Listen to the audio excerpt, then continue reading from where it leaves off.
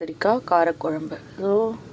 கத்திரிக்காய், வெங்காயம், பச்சை மிளகா, தக்காளி, எண்ணெய், மிளகாத்தூள், கடுகு, வெந்தயம் இருந்தால் வெந்தயம் போட்டுக்கோங்க, புளி, உப்பு, தேவையான பூண்டு. இப்போ எண்ணெய் கொதிச்சதுக்கப்புறம் கடுகு போட்டாச்சு.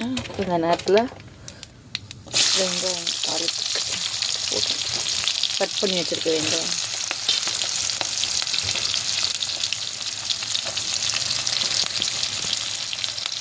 கத்திரிக்காய் காரக்குழம்பு. இப்போ நல்லா இதை வதக்கி விடணும். அடுப்பு சிம்மில் வச்சுட்டு நல்லா வதக்கலாம்.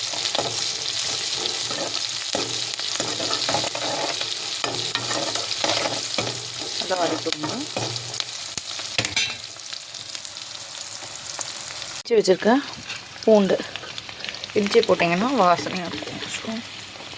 பூண்டு, ஸோ தேவையான அளவு உப்பு போட்டு நல்லா வதக்கிட்டு, இதோட இந்த கழுவி வச்சுருக்க கருவேப்பிலை, ஒரு கொத்து கருவேப்பிலை போட்டு நல்லா வதக்கி விட்டு, உப்பு போட்டால் சீக்கிரம் வதங்கும். ஸோ நல்லா இதை வதக்கி விட்டு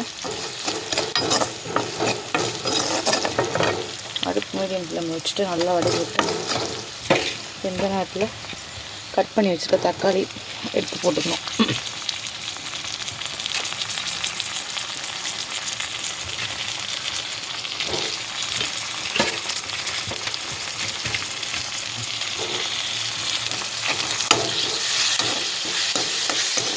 நல்லா வதக்கி விட்டு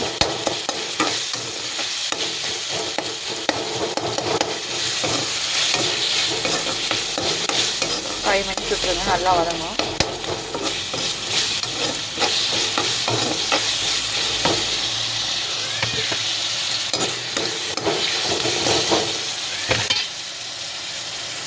நல்லா வதங்குதா? 5 மினிட்ஸ் நல்லா விட்டுருங்க, அப்படியே வதங்க. இந்த நேரத்தில் கொஞ்சம் தேவையான அளவு மஞ்சத்தூள் போட்டுக்கோங்க.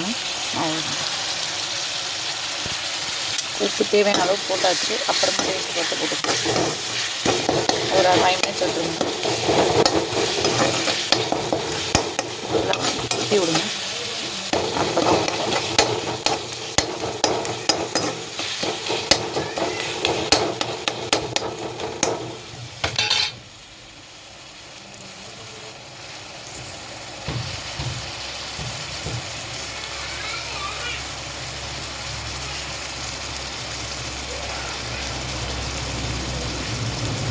நல்லா வதங்கிடுச்சு.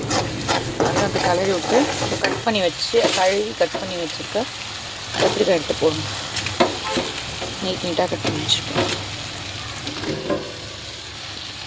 ஸோ இது நல்லா எண்ணெயிலேயே வதக்கணும்.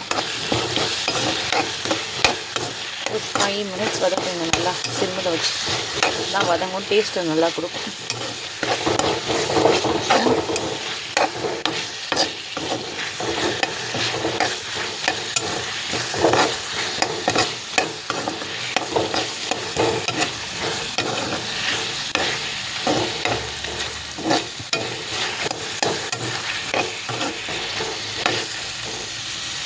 தட்டு போட்டு மூடி வச்சுருங்க. நல்லா வதக்கி விடுங்க. உப்பு பார்த்துக்கோங்க. சில நேரத்தில் மிளகாத்தூள்லாம் போடக்கூடாது. ஸோ இதை நல்லா ஒரு 5 மினிட்ஸ் வதங்கினதுக்கப்புறம் வந்து போடுங்க. இதை நல்லா மூடி வச்சு ஒரு 5 மினிட்ஸ் கழிச்சு பார்க்கலாம். அப்படி நல்லா வதங்கியிருக்கு.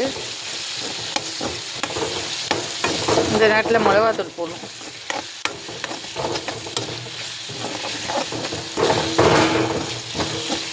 நல்லா எண்ணெயில் சுருண்டு வதங்கிட்டு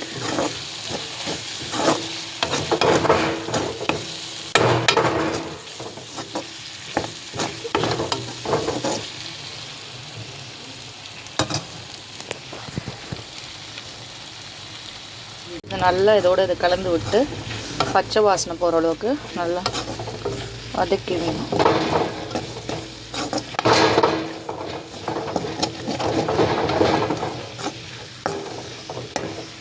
தேவையான அளவு தண்ணி ஊற்றி கொதிக்கணும்.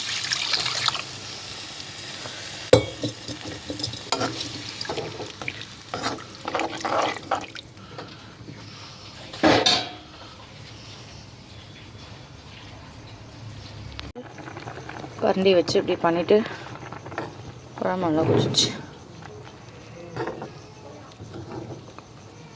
ஸோ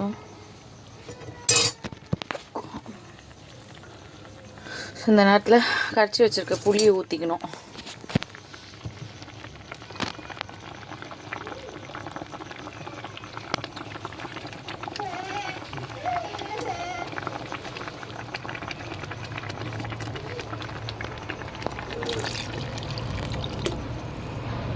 இது ஒரு 10 மினிட்ஸ் கொதிக்க விடணும்.